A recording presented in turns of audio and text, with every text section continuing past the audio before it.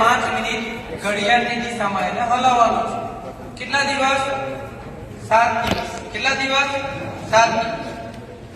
7 દિવસ તમે આ કામ કરશો એટલે પીપળાની અંદર હાથો આવી જશે. શું આવશે? હાથો આવી જશે. હવે ઘડિયાળની દિશામાં એટલે હલાવવાનું કે જો ઊંધું હલાવો ને તો ઊંધું થાય. ઊંધું હલાવો ને તો બધું કોઈ અંદર છે તે કોમનું નથી. બરાબર? આ પીપળાની અંદર જે કઈ વસ્તુઓ આપણે મૂકી છે એ બધી જ વસ્તુઓ અમૃત સમાન છે, એટલે આનું નામ જીવામૃત રાખવામાં આવેલું છે. જીવ માટે અમૃત. જીવામૃત શું કામ કરશે? આપણે ખેતરમાં કોઈ પણ પાક ઉગાડીએ છીએ એની અંદર યુરિયા ડીએપી બધું વાપરીએ છીએ.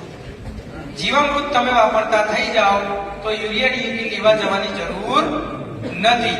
બરાબર છે? હું તો એવું માનું છું કે દેશી ગાય આધારિત યોજનાનો લાભ જેટલા પણ ખેડૂતો લે છે એમને ખરેખર મારે એમને જોવા હોય તો યુરિયા વાળા તો હજી બેસી જાવ તો મને ખબર પડી જાય ને. તો આપણે તો યુરિયા ડીએપી ચક્કરમાં પડવાની જરૂર જ નથી. સારામાં સારું આ જીવામૃતનો કોન્સેપ્ટ છે.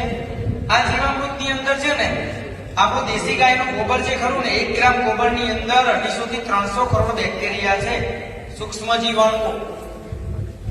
આપણે બીમાર થઈએ રિપોર્ટ કરાવીએ તો લેબોરેટરી વાળો કે કાઉન્ટ ઓછા છે, કાઉન્ટ વધારે છે. આવું સાંભળ્યું છે? કાઉન્ટની વાત સાંભળી છે ને? કાઉન્ટ એટલે શું? સૂક્ષ્મ જીવાણુ.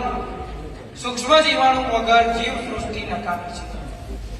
એવી જ રીતના ધરતી માતાની અંદર પણ સૂક્ષ્મ જીવાણુઓ છે. મકાઈના છોડ ઉપર ડોડો લાગે ને મકાઈનો, એ કોઈ ચમત્કાર નથી. એ કોઈ ચમત્કાર નથી. એ શું છે? ધરતી માતાની અંદર રહેલા સૂક્ષ્મ જીવાણુઓ એનું કામ કરે છે.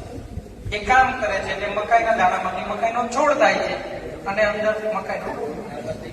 તો એ સૂક્ષ્મ જીવાણુઓ જે છે ધરતી માતાની અંદર આપણે પાછલા વર્ષોમાં યુરિયા અને ડીએપી ઘણું બધું વાપર્યું એટલે એ બધા બીમાર થઈ ગયા છે. જો તમે જીવામૃત વાપરો એ પાછા સાજા થઈ જશે. સમજ્યા તમે?